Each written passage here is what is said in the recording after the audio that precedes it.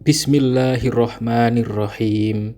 Qala mu'alifu rahimallahu ta'ala wa nafa'ana bihi wa bi'ulumihi fi dharaini. Amin ya rabbal alamin.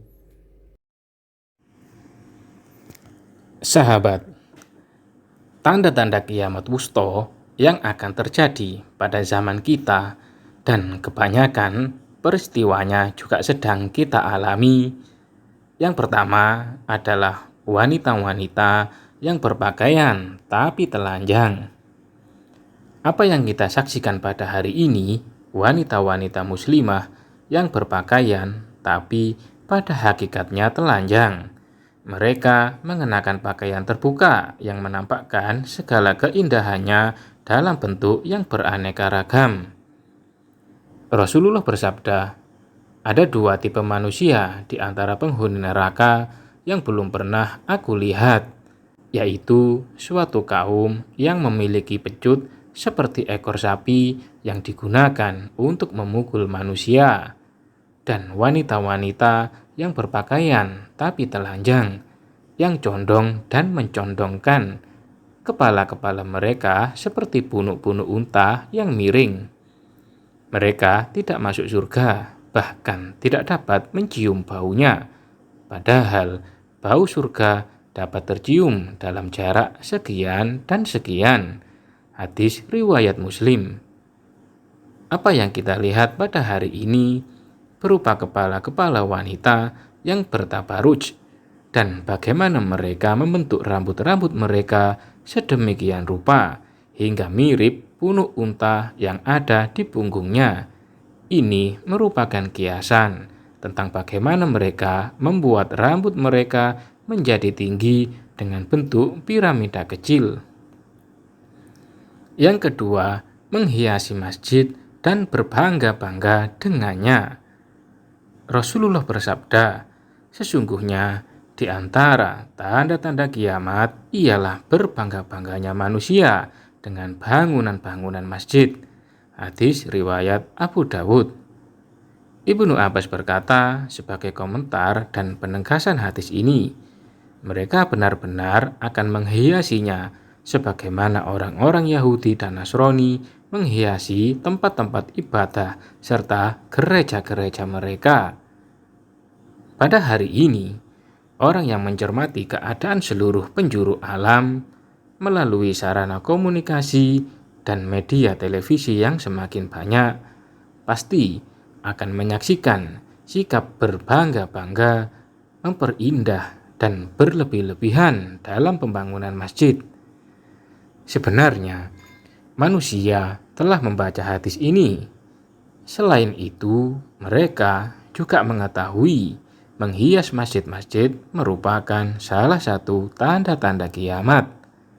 Namun, seakan-akan mereka digiring melakukan tindakan itu secara paksa sebagai bentuk pembenaran terhadap hadis Rasulullah. Yang ketiga, berlomba-lomba meninggikan bangunan. Kelak akan datang suatu masa di saat penduduk bumi berlomba-lomba meninggikan bangunan. Karena itulah Rasulullah mengabarkan dan menjadikan hal itu sebagai salah satu dari tanda-tanda kiamat.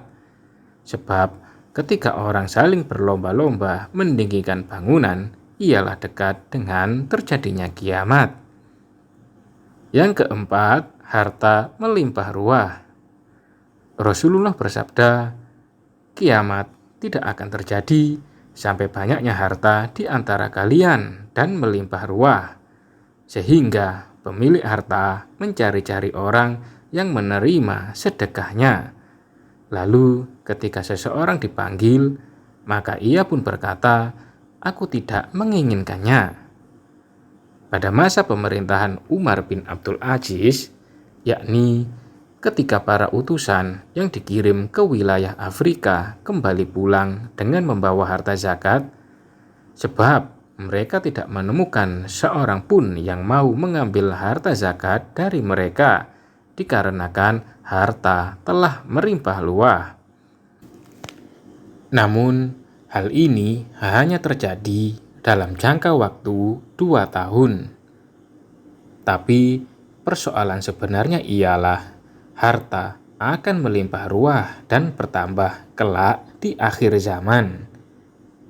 Setelah matahari terbit dari arah barat, setelah manusia merasa yakin bahwa kiamat semakin dekat, sedekat jarak 2 ujung panah atau lebih dekat lagi, sehingga manusia pun mulai mengeluarkan harta simpanannya yang belum mereka keluarkan zakatnya, lantaran takut akan semakin dekatnya kiamat. Tapi orang-orang fakir pada saat itu juga tidak mau mengambilnya, sebab mereka juga telah melihat terbitnya matahari dari arah barat sebagaimana yang dilihat orang-orang yang memiliki harta dan mengetahui kiamat telah dekat. Banyak dari kalangan para mufasir yang berkata peristiwa ini akan terjadi pada masa Nabi Isa atau pada masa Imam Mahdi. Yang kelima, memakan harta riba. Di antara tanda-tanda kiamat yang telah disampaikan Rasulullah ialah meluasnya riba di tengah-tengah umat Nabi Muhammad hingga menimpa manusia seluruhnya. Siapa yang tidak memakannya, ia tetap akan terkena debunya. Rasulullah bersabda, sungguh akan datang suatu masa di mana tidak tersisa seorang pun kecuali ia memakan riba. Jika ia tidak memakannya, ia akan tetap terkena debunya. Hadis riwayat Al-Hakim. Yang keenam, disia-siakannya amanat. Ketika Rasulullah berada dalam suatu majelis dan sedang berbicara kepada khalayak, tiba-tiba seorang badui datang kepada beliau. Ia berkata, "Kapan kiamat terjadi?" Namun Rasulullah tetap meneruskan pembicaraannya. Maka sebagian orang berkata, beliau mendengar apa yang disampaikannya, tetapi beliau membencinya. Dan sebagian lainnya berkata, tidak begitu, tapi beliau tidak mendengarnya. Akhirnya, ketika beliau selesai berbicara, beliau bertanya, "Mana si penanya tentang kiamat tadi?" Si badui menjawab, "Saya, wahai Rasulullah." Beliau menjawab, "Jika amanat disia-siakan, maka tunggulah kiamat." Si badui kembali bertanya, "Bagaimana amanat itu disia-siakan?" Beliau menjawab, "Jika urusan diserahkan kepada yang bukan ahlinya, maka tunggulah kiamat." Hadis riwayat Bukhari. Pemahaman dari amanat bukan hanya terbatas pada seseorang yang memberikan amanat kepada seseorang sampai pada waktu tertentu. Tapi amanat itu berarti segala sesuatu. Harta yang ada di tangan kita ialah amanat. Tubuh kita ialah amanat. Ilmu kita ialah amanat. Kepemimpinan ialah amanat. Kekuasaan ialah amanat. Istri dan anak-anak ialah amanat. Rezeki ialah amanat, dan keimanan juga amanat. Sebab segala sesuatu yang Allah ciptakan di dunia ini sedikit pun bukanlah milik kita.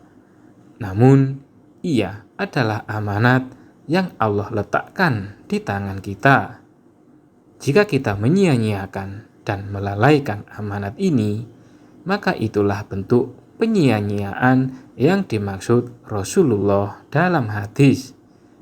Penyia-nyiaan amanat ini termasuk salah satu dari tanda-tanda kiamat.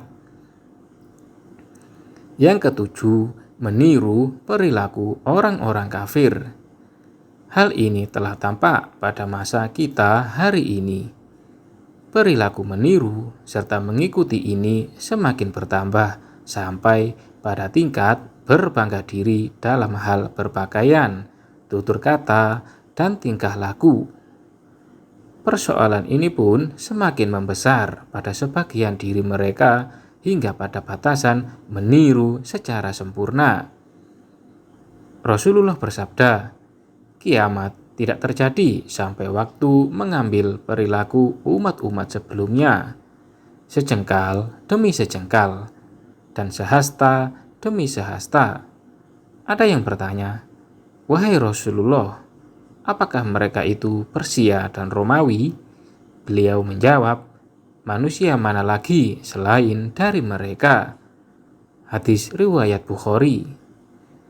Disebutkan pula dalam riwayat Imam Ahmad di dalam kitab musnadnya, sungguh kalian akan meniru perilaku orang-orang sebelum kalian, sejengkal demi sejengkal, dan sehasta demi sehasta, hingga seandainya mereka masuk ke dalam lubang biawak sekalipun, niscaya kalian juga tetap mengikuti mereka.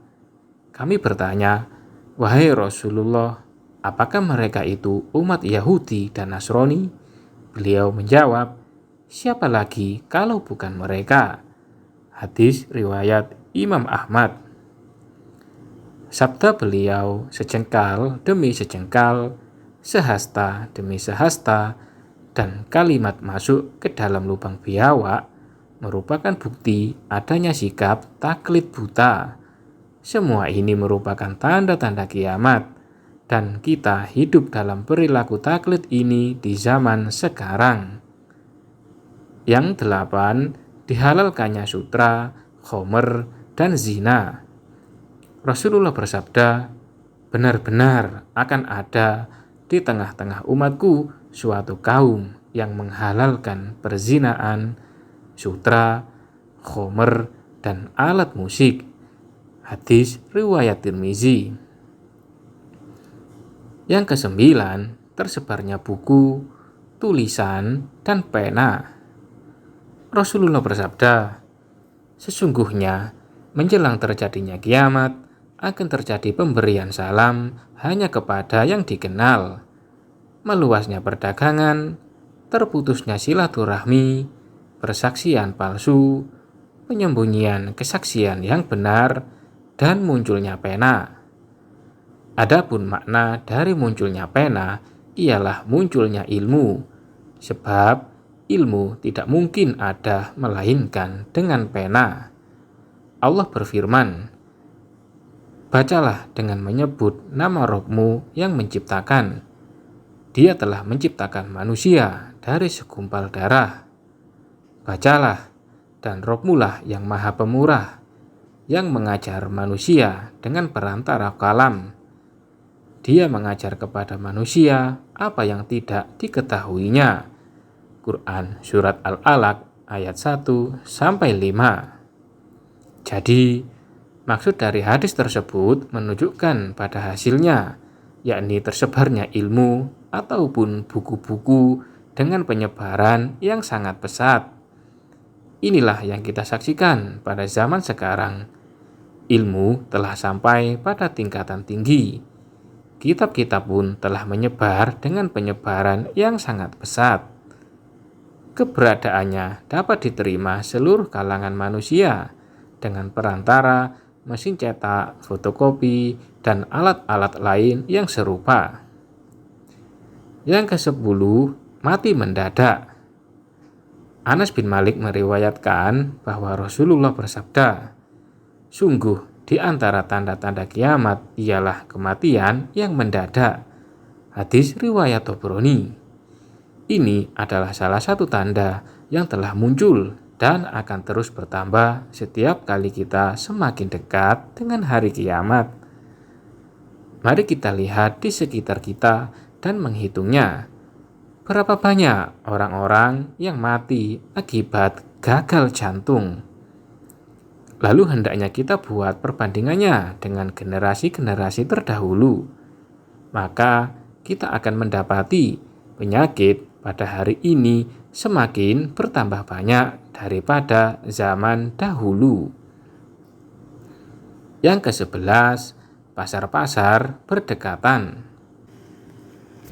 Abu Hurairah meriwayatkan bahwa Rasulullah bersabda, kiamat tidak akan terjadi sampai munculnya berbagai fitnah, banyaknya kedustaan, dan berdekatannya pasar-pasar. Hadis riwayat Imam Ahmad. Maksud berdekatannya pasar ialah semakin dekatnya jarak karena dapat berpindah dari satu pasar ke pasar yang lain dengan cepat. Dahulu pada zaman Rasulullah, seseorang membutuhkan waktu sekitar 4 bulan untuk pulang pergi dari pasar-pasar kota Mekah Al-Mukarramah dan Madinah Al-Munawwaroh ke pasar-pasar negeri Syam. Adapun hari ini, dengan berbagai sarana transportasi, jarak perjalanan pun menjadi pendek dan dekat, yakni sekitar 3 atau 2 jam dengan pesawat terbang, atau memerlukan waktu sekitar 1 hari melalui perjalanan darat dengan kereta api modern. Hadis ini juga mengandung makna berdekatannya pasar-pasar tersebut dikarenakan jumlahnya yang banyak. Pada hari ini, dalam suatu kota tidak hanya terdapat satu pasar, namun puluhan pasar. Begitu pula di setiap tempat terdapat lebih banyak lagi pasar-pasar, hingga sebagian yang satu berdempetan dengan sebagian yang lain. Yang ke-12, para orang tua menyerupai pemuda. Ibnu Abbas meriwayatkan bahwa Rasulullah bersabda, akan ada akhir zaman nanti orang-orang yang mengecat rambut mereka dengan warna hitam seperti tembolok burung merpati. Kelak mereka tidak akan mencium baunya surga. Hadis riwayat Imam Ahmad.